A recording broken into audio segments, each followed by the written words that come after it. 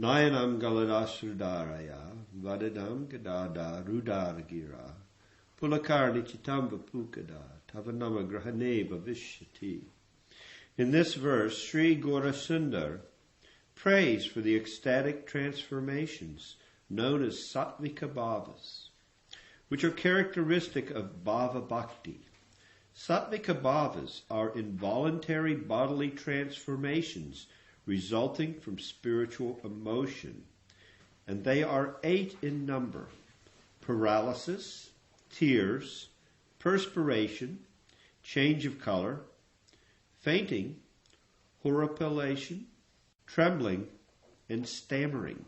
These involuntary symptoms are common when they manifest as a result of material emotions, such as fear or sadness, but uncommon when they manifest as a result of singing the name of Krishna in Sankirtan. Such an occurrence signals the beginning of a life of eternal spiritual emotion in which one's mind is saturated with bhava. We notice, starting with the 4th verse, that Sri Caitanya he's now at a stage of pleading with the holy name, with the Supreme Lord. O son of Maharaj Nanda, Krishna, please pick me up from this ocean of death. And then in this verse, when my eyes be decorated with tears of love, when I chant your holy name, when my voice choke up, when the hairs of my body stand on end at the recitation of your name. The mood is changing to more of a prayerful mood. I want to experience my spiritual life.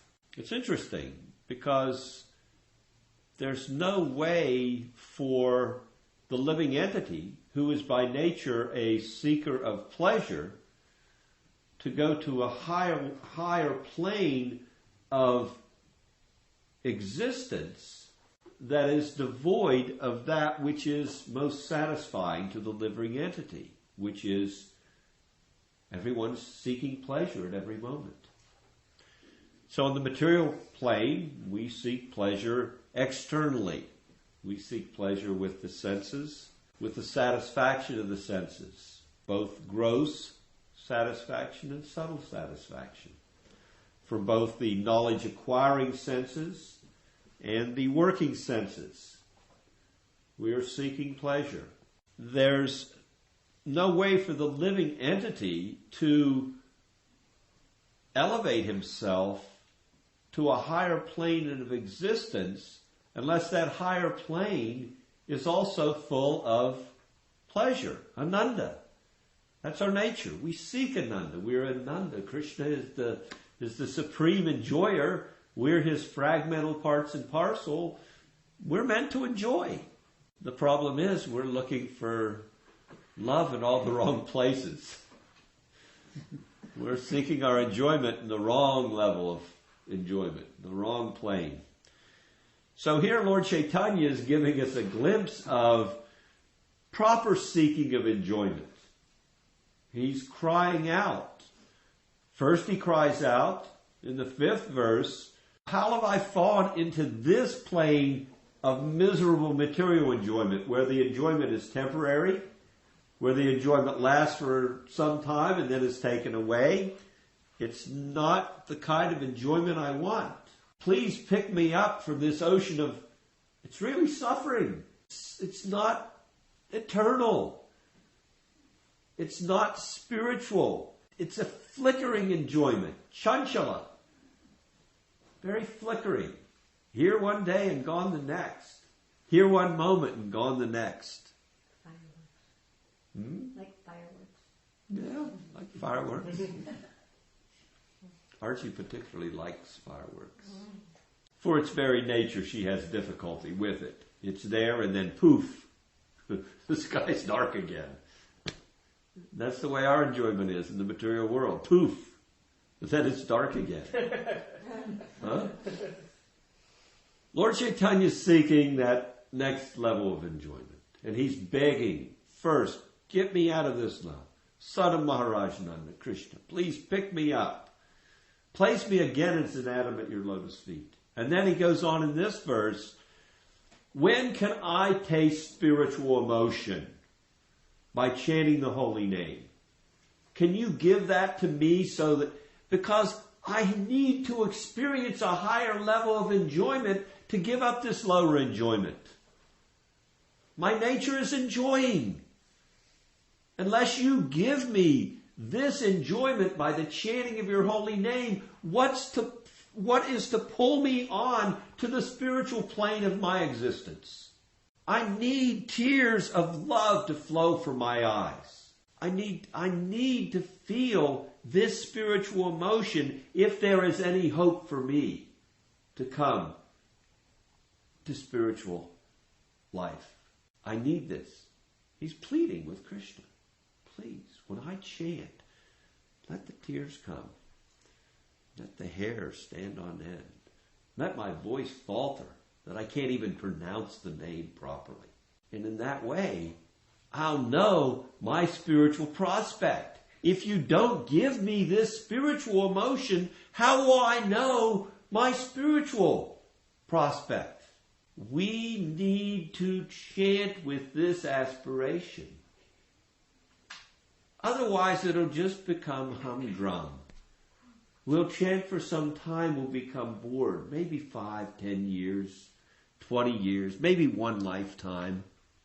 But if we don't push ourselves on to the platform of spiritual emotion by full dedication, by full surrender, if we don't do that, there's every possibility. We'll not be coming to the platform that will dry up our desire to enjoy on this plane of material existence. We'll remain on the lowest level of devotional practice. There's 3 planes of devotional practice, broad planes. Kanishta, Prakrita, mixed devotional service, only seeing God in the temple, kind of like standard religion, more or less. Then there's Madhyam.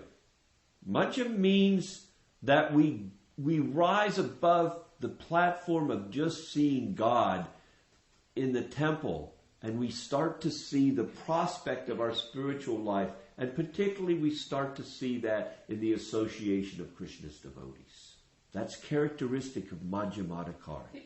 A real appreciation for those who are like ourselves in seeking spiritual aspiration. And we start to develop a compassion for those that are lacking that spiritual enjoyment.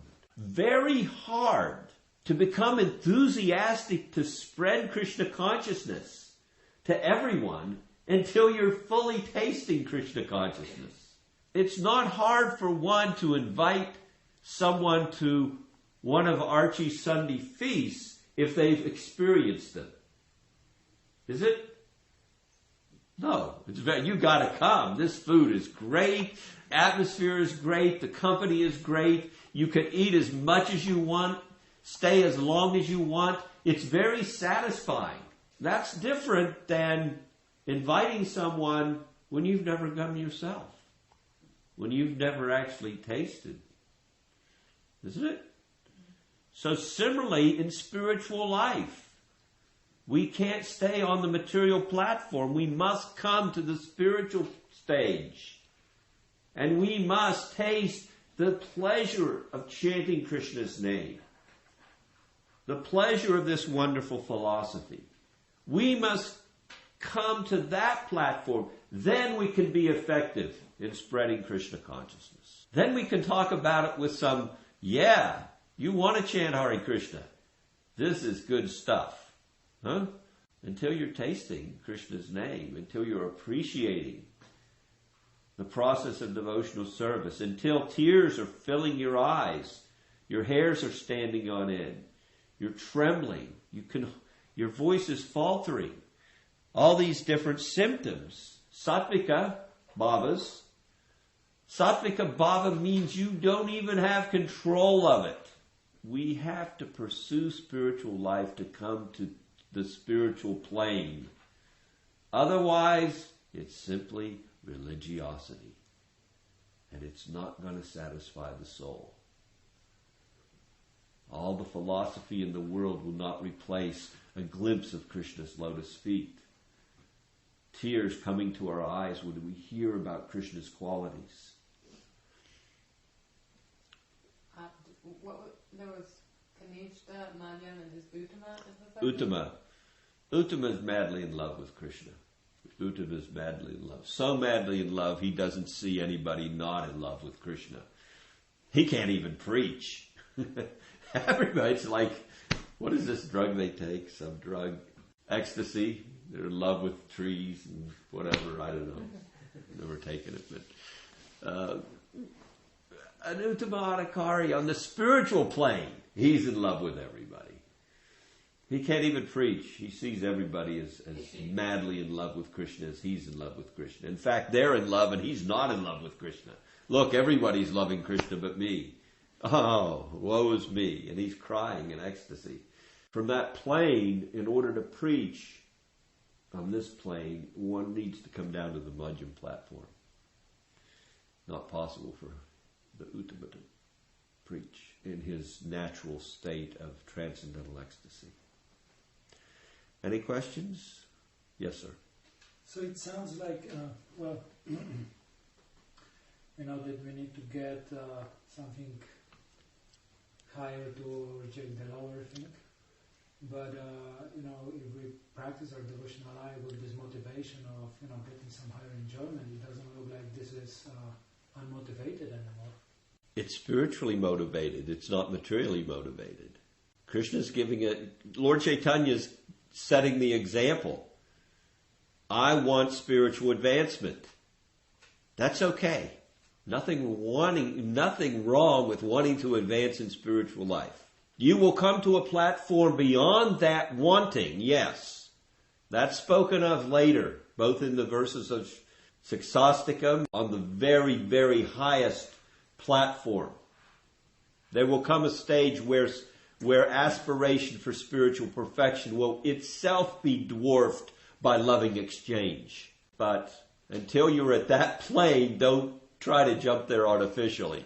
Better we aspire to make firm spiritual advancement so that we're enjoying our spiritual life. Lord Chaitanya is giving us an example here.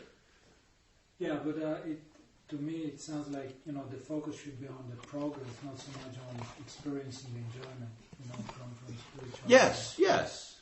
So that's this is the distinction which we need to be careful to make all the time, that we don't want to enjoy our spiritual life, or we don't want to enjoy Krishna, or whatever. No, it's not in an exploitive way at all. You're correct. We're not wanting to exploit, but we want to come into our spiritual constitutional position.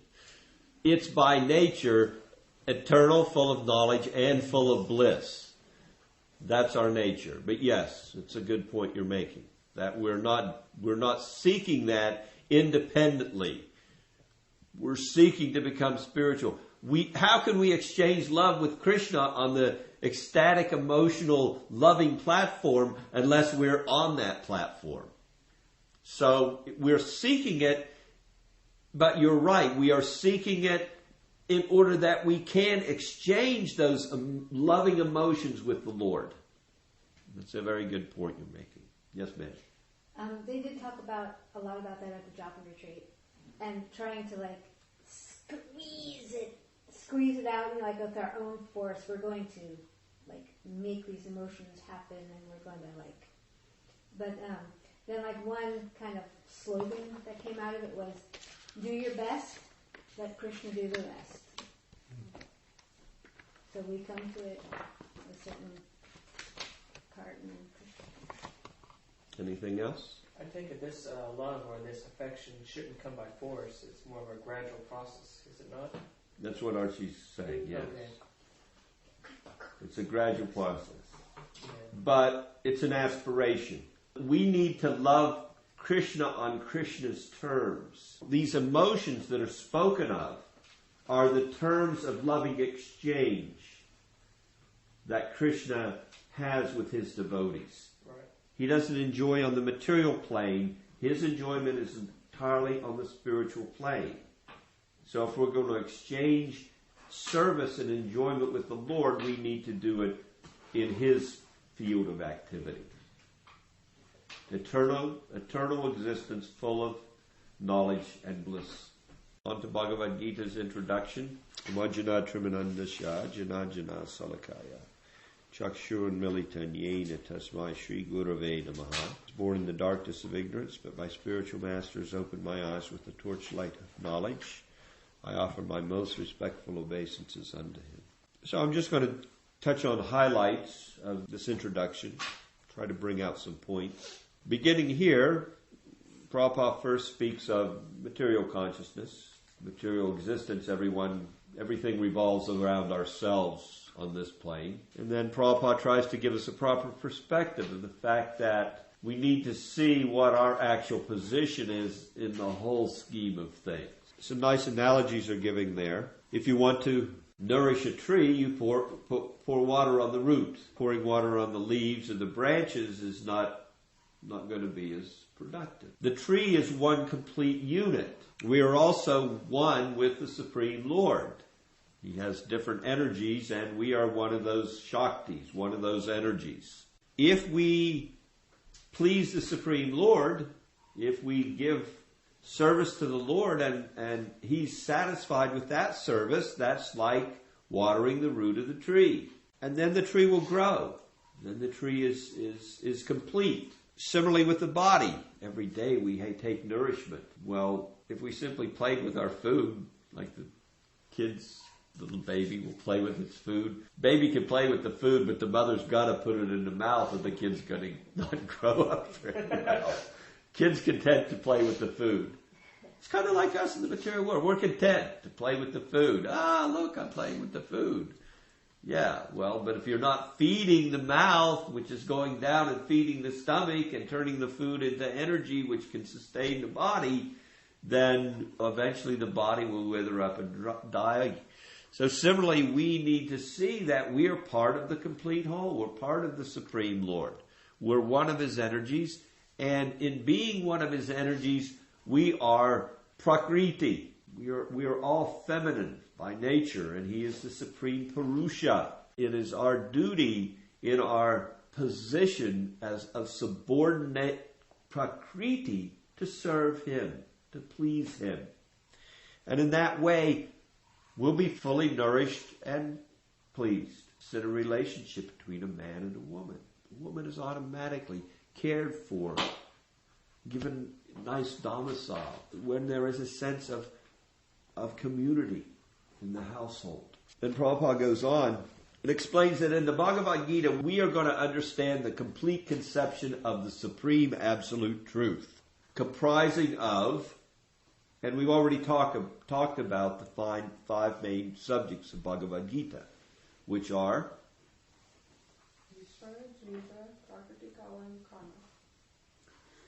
very good.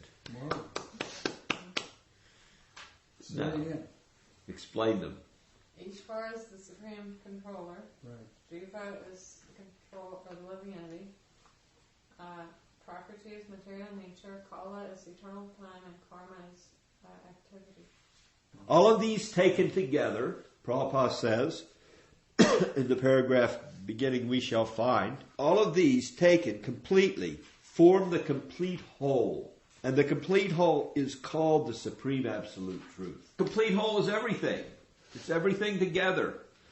The Lord is not without His potencies, His energies. And those energies are not only His personal form, Satchitananda Vigraha. Vigraha means form. He has His spiritual form. But also His potencies. The separated material energy, the not separated living entities. He discusses this in Bhagavad Gita. Material energy, time, and karma. These five together are referred to as the Supreme Absolute Truth. And then in the next paragraph, Prabhupada gives some indication of what is the proper understanding of the conception of Brahman. Now in Vedic literature, much emphasis is given to the Brahman, the Supreme Brahman. It's there again and again and again. And unfortunately, there is a class of transcendentalists who accept that supreme energy of the Lord as being in and of itself the complete whole. And they don't see the source of that energy. Prabhupada explains, Brahman is more explicitly explained in the Brahma Sutra to be like the rays of sunshine. In other words, we must see that the energy has a source, just as we must see that the light and heat from the sun has its source in the sun. He goes on in that paragraph, the Supreme Personality of Godhead is called Satchitananda Vigraha. The Brahma Samhita begins in this way, Isvara Parama Krishna, Satchitananda Vigraha, Anadir Govinda Sarva Karna Karna. Govinda Krishna is the cause of all causes. He is the primeval cause, and he is the very form of eternity, knowledge, and bliss. Next paragraph, he brings out the point of Nityo Nityanam Chaitanas Chaitananam. There's so many living entities. There's greater and lesser living entities than yourself, no matter what level you're on. We see that in our day-to-day life. We have a better position than some, and not quite as good as some others. That's there throughout the whole material creation. The Vedas give us the conception, Nitya Nityanam Chaitanas Chainadanam, that the supreme eternal amongst all eternals, that is the Supreme Personality of Godhead. There's many eternals. Many eternals. We are eternal. Never was there a time when we did not exist. Krishna explains in the beginning of Bhagavad-gita. But that supreme eternal, that is the Lord. If he is formless or if he is less than any other thing, then he cannot be the complete whole. The complete whole must have everything within our experience and beyond our experience. Otherwise, it cannot be complete. Prabhupada is bringing this out in order to refute that conception that Brahman is the ultimate, that impersonal energy cannot be without personality. Otherwise, it would be less than even ourselves who have personality. We note that one of the biggest pitfalls, and we've discussed this and there will be no end to this discussion, is the fact that this class of transcendentalists that accept the supreme energy without an energetic source, that accept merging in that energy as the ultimate objective of transcendental realization, without looking beyond that effulgent spiritual energy to the person behind it. These two schools of thought are in constant competition, the personalists and the impersonalists. It's a great pitfall for the living entity to be influenced by this impersonal conception. It is so powerful, this impersonal conception of the Supreme, that even for the practicing Vaishnava, who knows better, simply by associating with that class of men who propound that philosophy, we can become bewildered. What is that? Better to be in a cage with a tigers, or there's two different verses. One is talking about tigers and alligators, another is talking about the cage, in the fire, then associating with For our spiritual life, it is that serious of a matter. That's what the acharyas say. It's that serious to associate with this impersonalist class of men, and especially now in this new age, everything goes hodgepodge, philosophically void. We have to be very careful. Unless we're extremely powerful in our Krishna consciousness, there's a possibility we'll lose our standing in our spiritual life if we're not careful about this association. Prabhupada continually emphasizes throughout his purports, all of his books, again and again, understand the complete absolute truth in all five aspects. Interesting enough, Sri Caitanya Mahaprabhu displays himself in 5 aspects of the various classes of devotees, his different energies. That's for another discussion. Prabhupada makes a good point here, huh? If God's formless, that means he's less than the creation. How can he be God then? If he's less than anything that's manifested from his potency, if he doesn't have a personality and we do, then then what's the position of God? Interesting point. Next paragraph, the complete whole personality of God has immense potencies. Parashya saktir vividaiva shruyate. We have to understand, God has different potencies, and this Brahman effulgence, this spiritual effulgence, is one of those potencies, just as the light and heat of the sun is one of the potencies of the sun. He ends that paragraph with an interesting little point. All sorts of incompleteness are experienced due to incomplete knowledge of the complete. If we're seeing incompleteness in the world, we're seeing incompleteness in ourselves. If any place you're seeing incompleteness, things aren't perfect.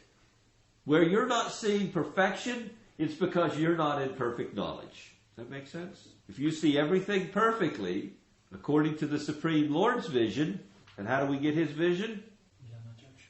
Yes. Spiritual knowledge. Now, Prabhupada goes on to explain that spiritual knowledge. Paragraph begins, all Vedic knowledge is infallible. Incompleteness is experienced when we're not seeing things the way God sees them. Now, God's way of seeing things is expressed through the Vedic knowledge.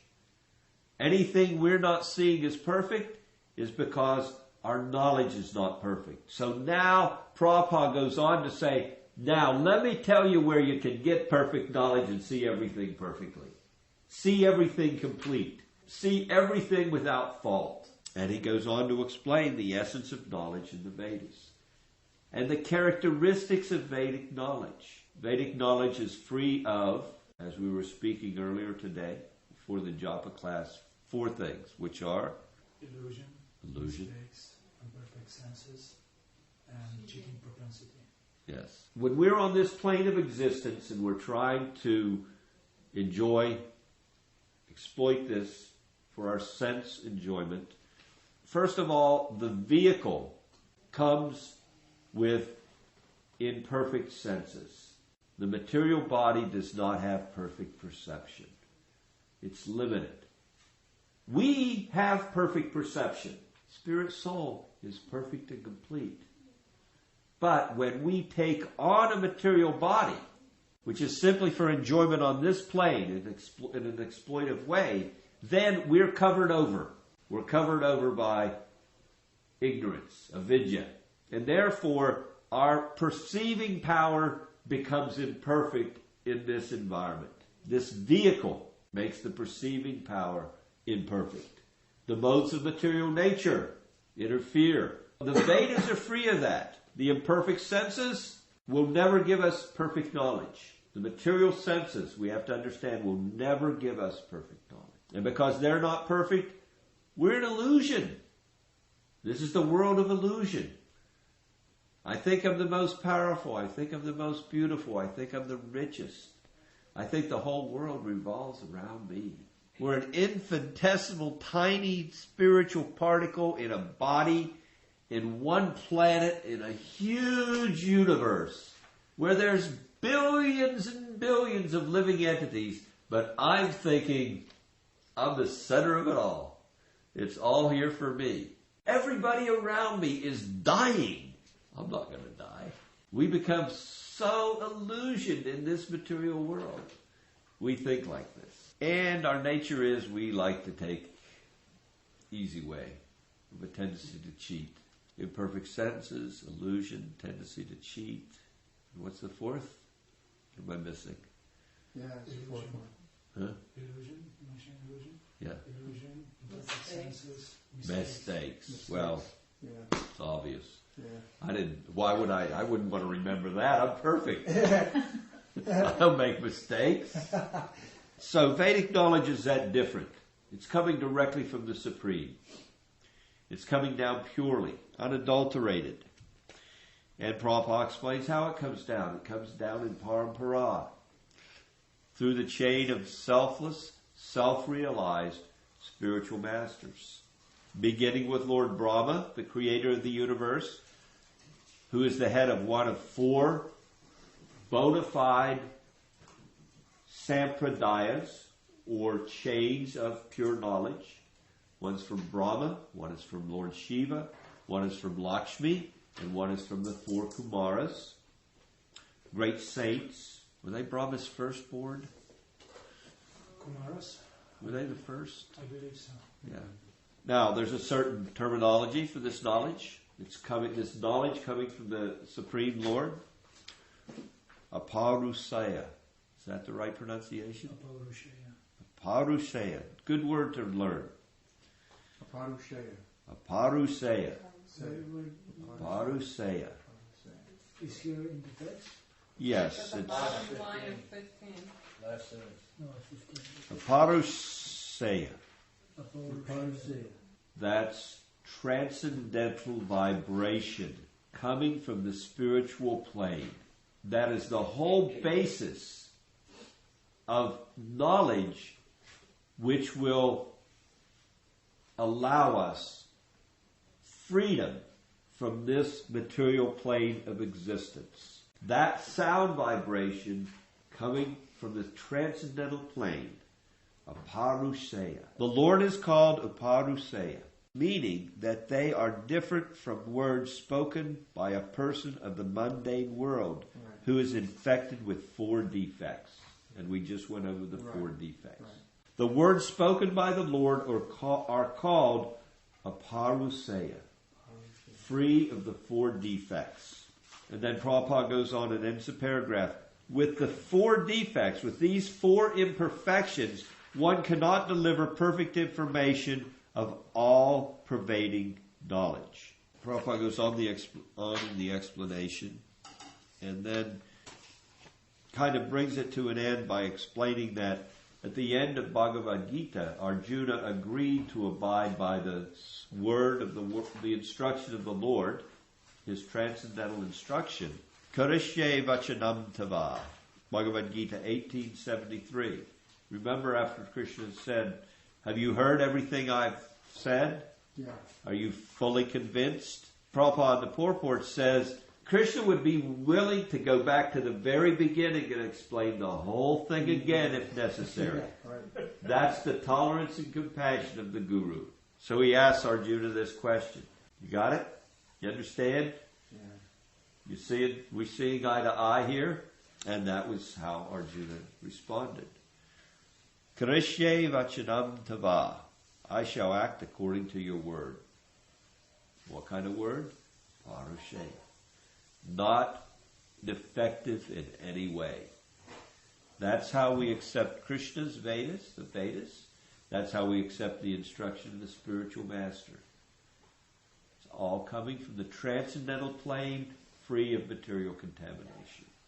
Prabhupada goes on to introduce the concept of eternal versus mundane religiosity by explaining the nature of the eternal spiritual sky, the eternal engagement of the living entity. He introduces the term Sanatan Dharma, or the sky, the Sanatan, the supreme personality in the Sanatan living entities. The whole purpose of Bhagavad-gita, the whole purpose is to revive our Sanatan occupation or Sanatan Dharma. Now we have Dharma activity here on this plane. Our Dharma is. Whatever Dharma we accept. We all on this plane have our own defective dharmas, full of mistakes. Imperfect senses, tendency to cheat, illusion. So Sanatan Dharma, our eternal religion, our eternal relationship that does not go away. I can be a Christian one day and a Hindu the next, or a Jew. Sometimes in order to pull off a marriage, I have to change my religion. Or To save their life. To save your life. yes, yeah, in India, they had to, when the Muslims would come in, they would take over areas of India, and they'd force the inhabitants who were not Muslims. You become a Muslim or off with your head. They'd sprinkle water on them. It was that easy to convert them. Little water from their water pot.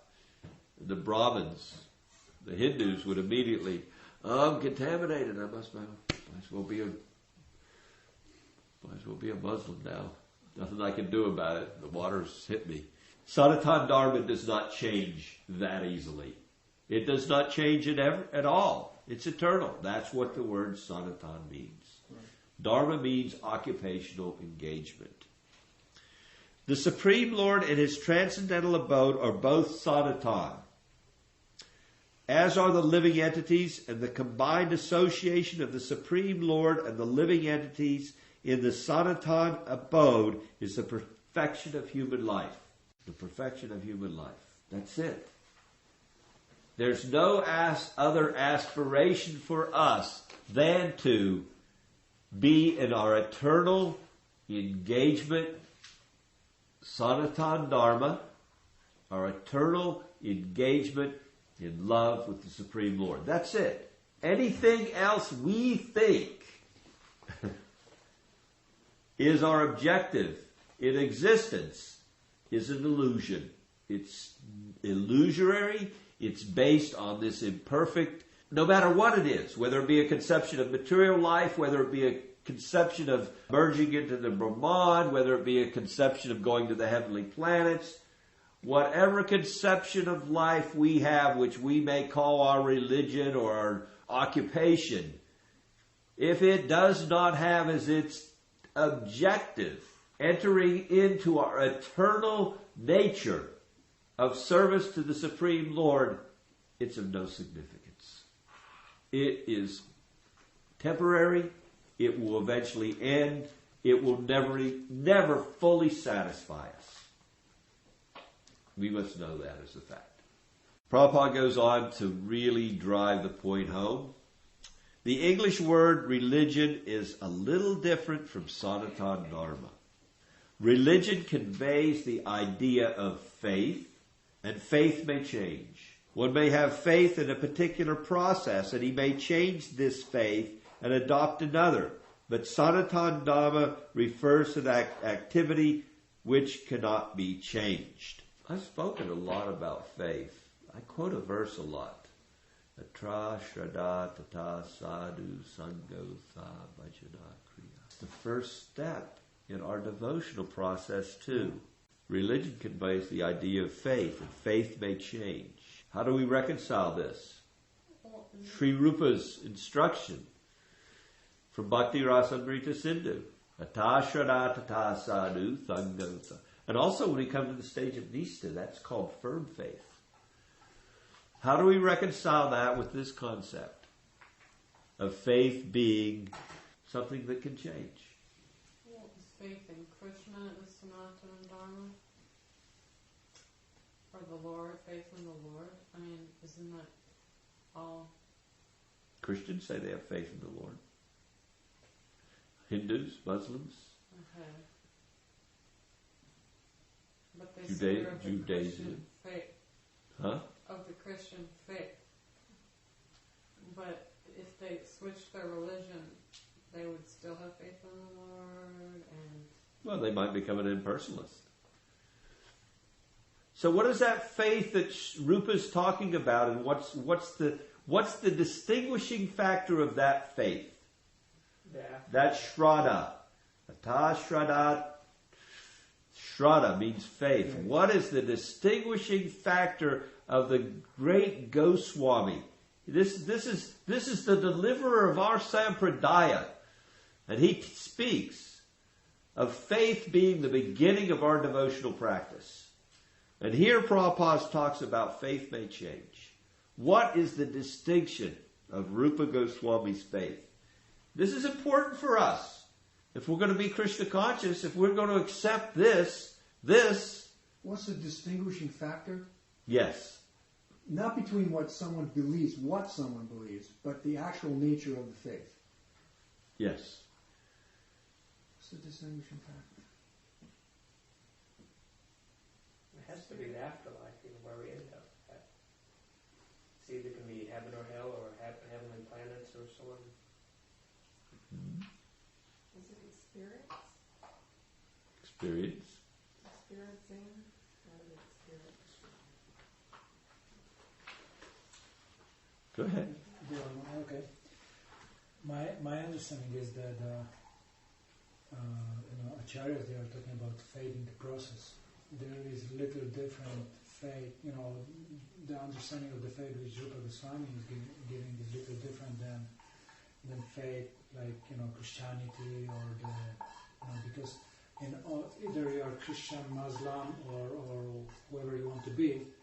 You need to have faith in the process, and the process is that you need to first you are developing conviction that this path will lead me to the proper place. Later you are associating with the people who follow it. Later you are practicing, and so on, so on, so on. So I think the English word of faith doesn't have enough distinction As Shraddha. And because of that, we can be a little bit confused. But I think that these are completely two different things. What do we call this Krishna consciousness? Something very unique. It's something that always attracted me. Krishna consciousness. Science. Yes. Not a religion, a spiritual science. Yes. Science of self-realization. Science of self-realization. If I have faith that I mix certain amount of oxygen and a certain amount of hydrogen together, I'll be able to create an ocean. Add a little salt. Got to spice things up. A lot of salt. Sometimes you need salt. I was at a retreat. Anyway. Spiritual science. So that's... Yes. Yeah. Our faith is the beginning. Right. But the beginning of faith takes us to what? An experiment. And the experiment will give us what? A tangible result. Tangible experience. And where's the tangible result of the great Goswami's text lead? It takes us through what? We've gone through the stages. We've discussed this. Shraddha, associating with devotees, sadhus, following the process, bhajana kriya, chanting, reading, observing festivals, taking prasadam. Anartha nivritti, the heart is cleansed. I know the heart's cleansed. I can feel something happening. Right. I'm throwing off things. Right. The desires aren't dragging me around. I'm able to control myself. Anarthas are falling away. Well, that's why I said experiment. Nista. But let's go all the way. Where does it end? Nista. I become steady in my practice. My steadiness gives me a taste of my true spiritual aspiration, my true spiritual nature. That gives me a real attraction. I've developed a true attraction for the Lord and His various characteristics. And that attraction takes us to what? An emotional exchange, an emotional experience of the Supreme, which is outside of, what did we speak in the verse of Siksastakam? It's outside of my own control. I'm crying uncontrollably. My voice is faltering. I'm experiencing spiritual emotion, which is far exceeding anything that I've ever enjoyed on the material platform. Then I realize I'm separated from Krishna. And I'm devastated. Thousands of years a moment is seeming. Thousands of years. Every moment that I'm not with Krishna and seeing Krishna, that separation is practically unbearable. And where's it end? Bhava. The highest position of loving exchange that we can have with the Supreme Lord in one of 5 primary relationships. That's the faith of the Krishna consciousness movement. Verifiable. Verifiable, first of all, for us, because we're not pure enough. Verifiable through the verses of Shastra. Everybody that's followed this process has experienced this. Amazingly enough, when they see Vishnu, they all say, looks like this. The complexion of a ribbon cloud, wearing shark earrings, the goddess of fortune on his chest, a garland, surrounded by humming bumblebees. They all see the same God. Their realizations are all the same. That's how we first learn this is what God... Now when we see God, all that...